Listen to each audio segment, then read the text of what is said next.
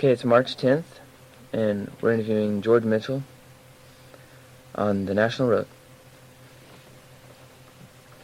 Alright, what year did the National Road in US 40 come through Marshall? Well, according to that information I have here, it was back in 1827. Alright, 1827. there was a commission to decide on, like the Route 40 Commission. I don't know. Commission, you say? Like a committee. And what do you mean now? There was some kind of meeting, like to decide on something about the making of the parallels of the National Road. I don't know what you mean by commission exactly. It had to do with locating the roads, you mean, or something of that sort? Yeah. Like the safety of the road. Oh, you're talking about the safety end of it? Yeah. Yeah. Well, that was where I was involved. Is that what you're meaning? Mm-hmm. Well, that was back in about middle 1960s, probably 1967, along in there. I don't know exactly. I'd have to look up the records. But that was after.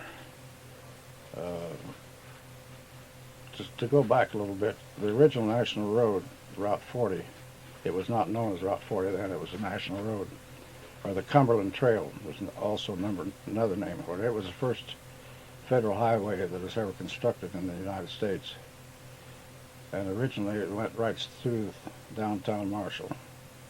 Then later on in the early 1950s, they relocated it, built a new Route 40, which paralleled the old 40 in most places, that bypassed all the towns along the Route 40, so the traffic didn't go through the main part of the city along the way.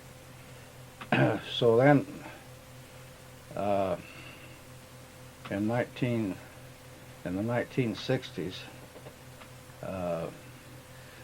they started working on the interstate highway system, Route 70, which paralleled Route 40 through the country.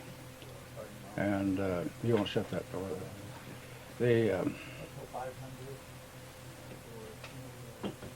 So it was at that time that Route 40 or Route 70 had been completed from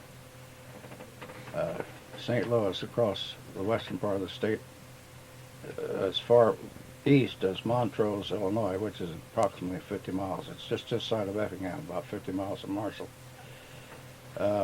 On the other end, coming from the east, they had completed Route 70 all the way across the state of Indiana, clear up to the state line. So there's a gap of 50 miles or so between one end on the east and the other end on the west. The interstate highway was a 4-lane highway that was Route 40 was a 2-lane highway, and so this traffic coming from both directions was coming off of a 4-lane road onto a 2-lane road. So we started having an awful lot of accidents, a lot of serious accidents on Route 40 because of this traffic pouring in there, and a lot of people didn't realize they'd gone from a 4-lane to a 2-lane road, so they were doing a lot of passing in the wrong place. Furthermore, the Route 40, when it was completed, that is what we call New 40, on this highway, they didn't have no passing zones. There were no lines on the pavement denoting no passing. There were no signs. And so people, they were just running into each other all over the place. So I got involved in this as a doctor because I was treating a lot of these people that were injured and pronouncing a lot of these people dead that had been killed in these accidents. And that disturbed me. So the state hadn't done anything about it. I'd talked to the highway department in Paris, and they didn't give me any satisfaction. And so one day a local undertaker brought a person in the ambulance to my office. And this had been going on for a long period of time, as I said, with people being killed. And this particular day, he had a lady that was dead, who was in the ambulance, and her husband had ridden in with him. And they'd had an accident right just west of Marshall on 40. And her husband told me that, I asked him what happened. He said, well, he was from Ohio. They were going west, and they got out just west of Marshall. There was some slow traffic ahead of him, and a couple of trucks. He said, I looked to see if there was a no passing sign or marked as a no passing zone, and it wasn't marked, so I assumed that was safe. He said, I pulled out to pass these trucks, and just as I got committed out in the passing lane, there was a car popped up over the hill right in front of me, coming toward me, and he said I swerved to the left to avoid a collision. My wife didn't have her seatbelt on, and she was a rather heavy lady, and she threw her against the door, and it popped open. She fell out on the pavement, and the car ran over and killed her. So that night I wrote a letter to the governor and told him there's something that needed to be done about this. There were too many people getting seriously injured or killed because of the lack of markings on the pavement, no passing zones, and that something needed to be done about it. I got a call from Springfield later, and the head of the highway department said that the governor had given him my letter, and he suggested that I talk to the highway department in Paris, District 5, about this, and I said, I've already done that. I haven't gotten any satisfaction. I said, what I want is to have a meeting here in Marshall, and I want you or somebody with some authority from Springfield to be at that meeting. He said, do you mean you want to have a hearing? And I said, if that's what you call it, that's what I want to do. He says, we've never done that before. And I said, well, it's about time you do. So he agreed, and so we set up a meeting and got the word out just by word of mouth. And it was on a Thursday at Tom's Restaurant in the dining room. And I got to the meeting, and the room was filled with people. The chairs were all filled. People were standing up. The man from Springfield was there. The head of the highway department at District 5 was there. And I had arranged to have John Lewis, who was in the state legislature, there. Also, I had the captain of the state police in District 12, which is this area, and also had the press there to cover this. And the meeting went on for about 2 or 3 hours. And everybody got up, and different ones, and told about the problems that we had and how they had been involved, and other friends of theirs had been involved in this. And it was a good meeting. Well, after the meeting, we took these people on a trip out toward the state line just to show them what was going on. And it was about the time that we had increased traffic from Terre Haute, people coming home from work. And I knew that that was going to be the case, so the driver of the vehicle would pull over at a place where it was coming to a hill or some place where the line of sight was obscured. And about that time, a car would pop up over the hill, and he'd swerve back into the right lane to avoid a collision. It then take about 2 or 3 of these things, or 2 or 3 of these movements that one of the men from Springfield, the man from Springfield said, well, you don't need to do that anymore, because he said, I can see. He was scared. So we came back to Marshall, and he instructed the chief engineer from Paris to have a man out the next day to review, to check the whole highway and see where they need to put up signs. And he told him, he says, you don't need to go by the book. He says, just use your good judgment. The next morning I was going to the hospital at Terre Haute, and I saw a man out there pushing a wheel down the center of the pavement measuring the distances. So it wasn't long till they had the no passing zones marked. So this slowed down some of the accidents, that we cut back on some of the accidents that we'd had before, but we still were getting too many people being killed. So that's when we decided that we ought to do something else. So I thought the best thing to do was to get up a petition to the governor. And Tom Comerford, who was from Martinsville, was the editor of the Martinsville Planet, was a good friend of mine, and he'd been writing editorials in the paper about this situation. So I called him and asked him if he'd join me in this, and he said he would be happy to do it. So he printed the petitions, and we got the word out, and people came in and asked if they could carry petitions. And we had scattered all over the county. And the only requirement was that the person who signed that petition had to be a registered voter in the state or voting age in the state of Illinois. And it wasn't long until we'd accumulated a tremendous number of signatures. One other thing we did, we printed some cards and had those at all the filling stations and restaurants along Highway 40 clear across this 50-mile stretch. And it gave the people from out of our territory and our area an opportunity to make some comments about the safety or about Route 40.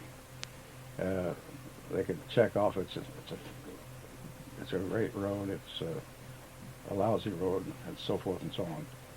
And so we collected all those cards. In the meantime, the newspapers and the television people got into the act, and they heard what was going on. So we had excellent newspaper coverage, television stations, Channel 2 and Channel 10, Channel 3 from Champaign. One day they came down and did an interview with me going out the Route 40 where we'd had an accident just that day out at 6th and Route 40. We did a 15-minute program on Channel 2 as a panel discussion with Tom Comerford and me and the representative from the television station, and that was put on at prime time on Saturday night. And so we got a lot of coverage all over the whole area, and everybody supporting it. So we collected all these petitions, and then our plan was to go to Springfield and present this to the governor. And so we arranged for a meeting, and instead of taking a whole mob of people up there, we gathered together a representative group of about a dozen people from different, like housewives and farmers and other businessmen and that sort of thing. And we took these petitions and made a ribbon. We put them together like a big long ribbon. I think it was about 60 feet long. We had, I think, 8,000 signatures. And then we had all these cards. We had a stack of those cards that was about almost 2 feet high. And the comments were not very complimentary. People from out of the state had made. They were right on target. So the night before we went to Springfield, we went out to the Eddington's place where they take the wrecks, and we had the television people there. And unfortunately, that day there had been, I think it was 3 or maybe 4 women in a small car that had hit the bridge out at Big Creek, and all of them were killed. And they had this car on the boom of the wrecker, this small car. We used that as a backdrop, and got pictures and television coverage. Went to Springfield the next day, and the governor didn't meet with us, but he had his assistant met with us. and Tom Comfort had arranged with the Associated Press to have a reporter and a photographer there. And so we had this meeting in one of the hearing rooms at the Capitol, and they had all the big guns out to shoot us down. The top people in the Transportation Department and others, and they were going to do us in, but they didn't do it. And we really laid it on them. And we had a picture. We presented this petition to the governor's man, and we had that strung out there, that 50-foot ribbon of petitions. And the next day, the story hit the national press, as in Chicago newspapers, St. Louis newspapers, all over this area, full column, telling about all the horrible things that had happened to people on Route 40 and how dangerous it was. And the state had told us that day at that hearing, they said, well, there wasn't anything they could do about it. There would be at least 3 years before they could do anything about it. And so this was all covered along with a picture in the papers. And so I was in Terre Haute that evening, had a delivery, and I just completed the delivery, and I was paged, and I went to the phone, and it was the governor's office, and it told us that, told me that the governor had an announcement he was going to make, and that I would be pleased with it. He couldn't tell me what it was, but he knew that I'd be happy. The next day, it was in the paper. The governor made his announcement. He said they were going to have a crash program to finish this Interstate 70 in this 50-mile stretch, and they started letting contracts 2 weeks later. So we got that done. Well, in the meantime, we still had Route 40 to deal with.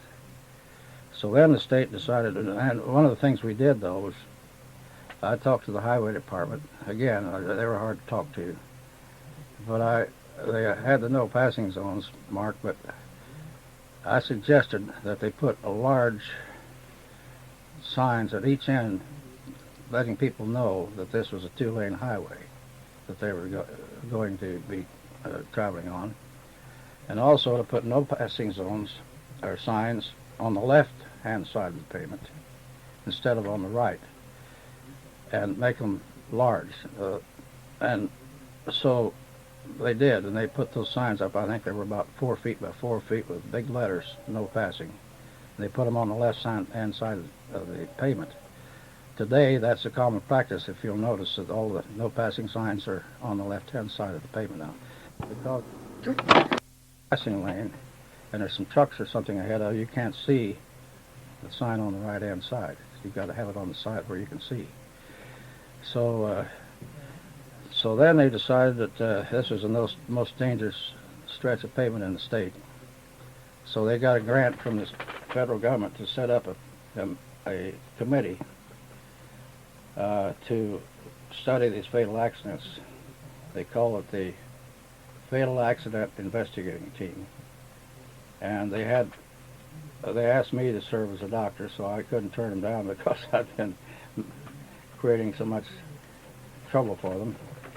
And then they had specially trained state policemen, specially trained highway engineers.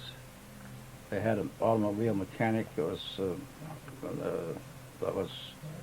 knew what he was doing, a psychologist, and a photographer. And we were given an identification card to carry with us. And then they didn't have any, they'd never done this before, so we had to develop our own protocols of what we're going to do in an investigation. So then the way it worked, the state police headquarters in Effingham would call us when there was a fatal accident, or they might be a considered fatal accident, regardless of what time of day or night it was. And then we all went to the scene of the accident immediately, regardless of the weather. Sometimes it was sleeting, sometimes it was snowing, sometimes it was storming. And a lot of those accidents, of course, happened in the middle of the night. And we covered this whole 50-mile stretch. And they the way we had it set up that they were not to move any of the wreckage or move a body if the person was dead, but to remove the injured, get them out as quickly as possible, get them to the hospital, but leave everything set just the way it was till we got there. And what I did was my protocol was to get an autopsy, complete autopsy on each dead driver, complete toxicology study, the stomach contents and blood, and took pieces of liver tissue to check, and so we did that for, I guess it's almost 3 years, about 2 years I guess it was, and it was really quite an experience. I mean, because you saw everything, and 50%, as I recall, the one thing we weren't permitted to do was to release any of the findings that we had. They had to all go into Springfield, and that was to protect us from being sued or being called in to appear at a trial. And everything was sealed, but it was, but I'd say, as I recall, was 50% of those, there was alcohol involved, and another thing is very few people were wearing seat belts. So we saw a lot of gruesome stuff. So that's what you're referring to about this commission. It's a long, drawn-out story, but that's the way it happened. So then Interstate 70 was completed, and things were much improved as far as safety is concerned. Right. This is a little further back. Do you know if, this is way off the subject, but did Marshall grow up around the National Road? Well, of course I wasn't here, Yeah. but according to history, Marshall was already here, not as big as it is now, when the National Road came through. And it went right down Archer Avenue, they call it now. It was Main Street then. And of course it did grow up around it, but the original town was just a village, and it was not very big, so it did grow. I guess you might say it grew around Route 40, or the National Road. What was the National Road originally built of? I beg your pardon? What was it originally constructed of? Well, it was originally constructed of, well, mainly they just graded it up and with the dirt, and then they had some rock, and some of it was what they call a corduroy road. Do you know what a corduroy road is? They cut trees, not big trees particularly, but medium-sized trees, and laid them crossways of the road so that you're riding on that's bumpy. That's why they call it corduroy. Who funded the construction of the National Road? Federal government. Federal The government? original. It was a Do you federal. know how much it would have cost them? I think I can tell you that here in just a minute. There's a lot of stuff in this.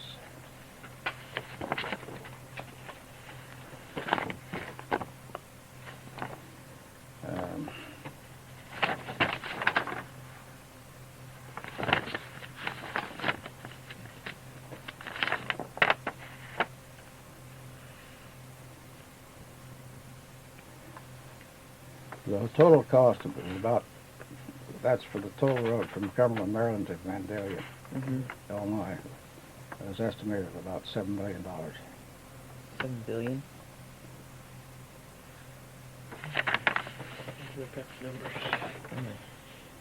Did they have local people work on it, or did they have crews come in to? Well, I'm sure that they had a good, most of the people were local people that worked on it. And of course they were supervised by the federal people. Is that the same on the Route 42?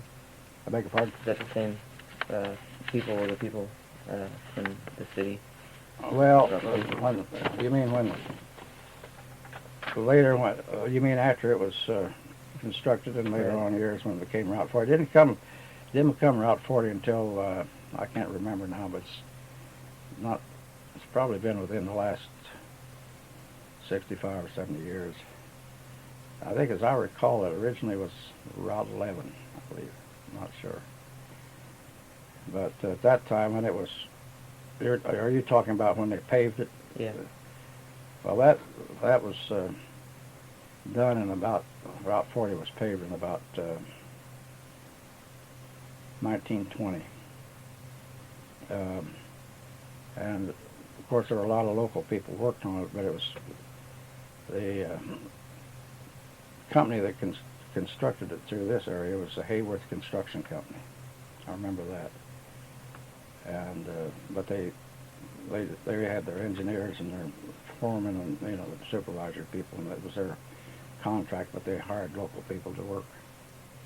All right. Back then, did they have speed limits? No, Yes, no, speed limits? there's no speed limit up until about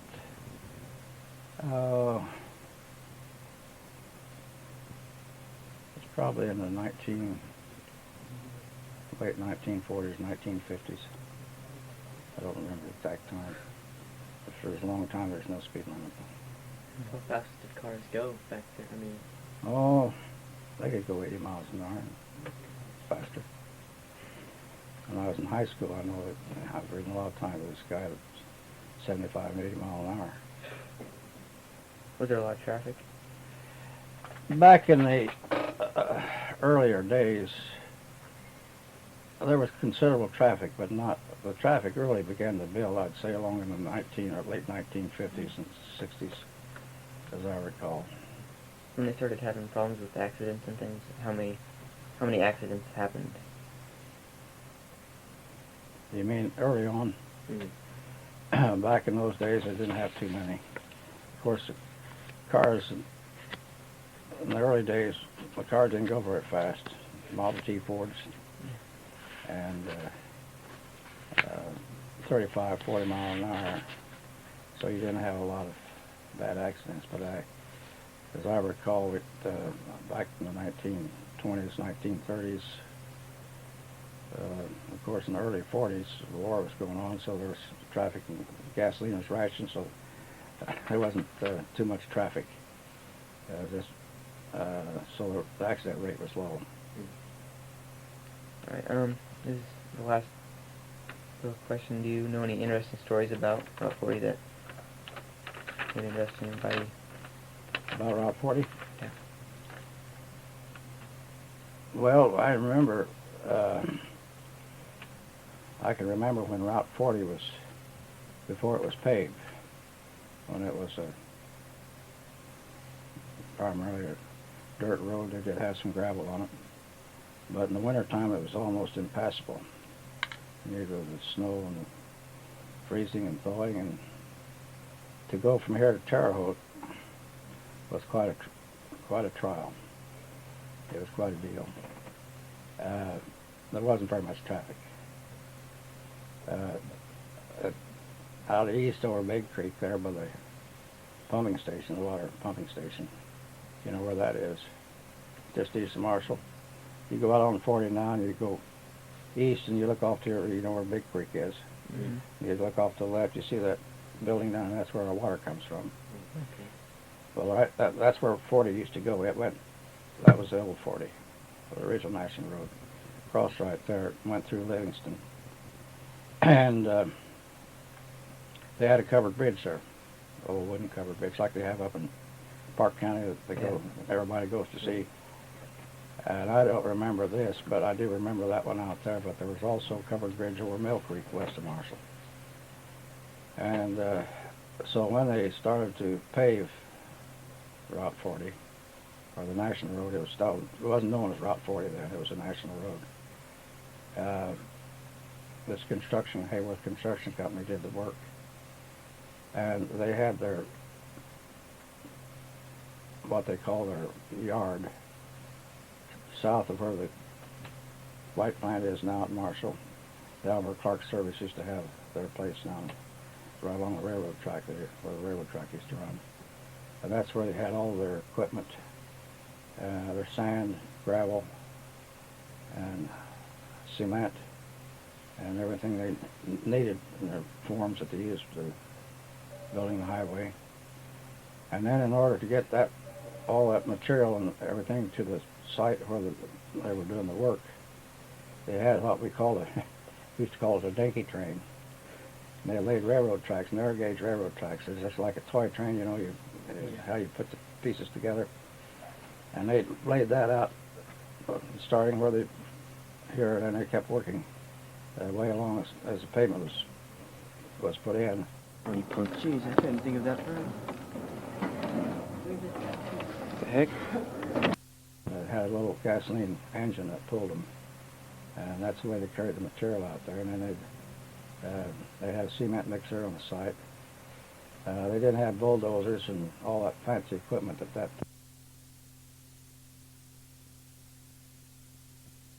The steam pile drivers that drove the piling at where they put the bridges in, they used what we call slip scrapers. It's like I don't know if you ever saw one of them. They got handles on them and they're metal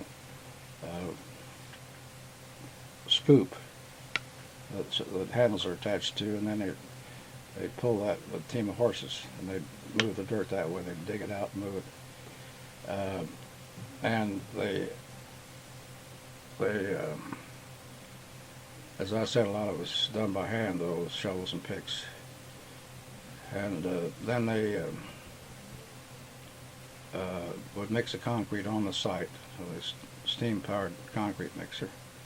They had their forms that they'd put down, and they'd have the material spread in the bottom, as sand and gravel that they put the concrete over. And they had reinforcing rods that they put in, just like they do now. So they built that all the way to the state line and on west in this area out toward Martinsville and Casey. And then after they completed that, a year or so later, they put in Route 1 going south and north. But the National Road was first. And they employed a lot of people, a lot of people. And it was I think the original was 16-foot pavement.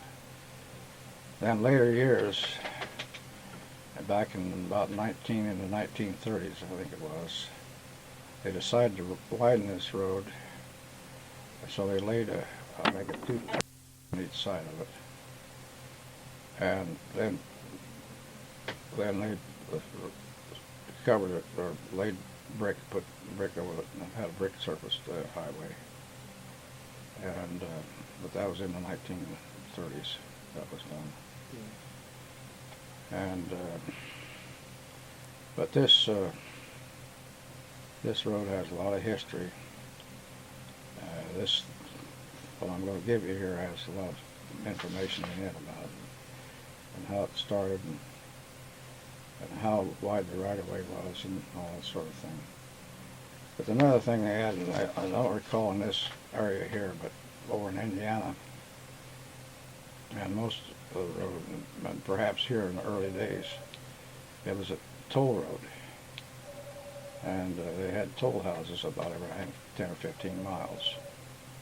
And had a big wooden arm that went down across the road. And if you came to that, then you had to stop and pay the toll before they'd let you go by. And I think that's where the toll house cookie got its name, because they had toll houses at each place. And the man who collected the toll and his family lived in the toll house. And of course, this was opened up to the west. People immigrants coming from the east, and covered wagons, and all of their belongings going to the west, looking for a better place. My mother was raised along the National Road over in Indiana, the central part of Indiana, and she remembers seeing these people going by with their covered wagons and their families and their livestock would be driving alongside, going west. So, but it was quite a project to get this done. This old Stone Arch Bridge out there west of town where we live was built at that time. And according to the story, that all the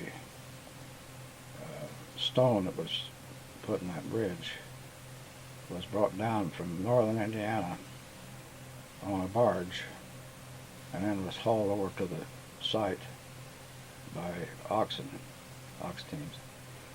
And those stones are all cut and fitted together with a keystone at the top. It's an arch, and there's no mortar in there. They're all fit tight against each other, and that's been there since that was built in the early part of the 1800s, and it still carries traffic. It's a good bridge. Got any other questions? I Nope, think that'd be it. that's- I'll have my secretary make a copy of this, and you can get up some more information from this. Yeah. All right.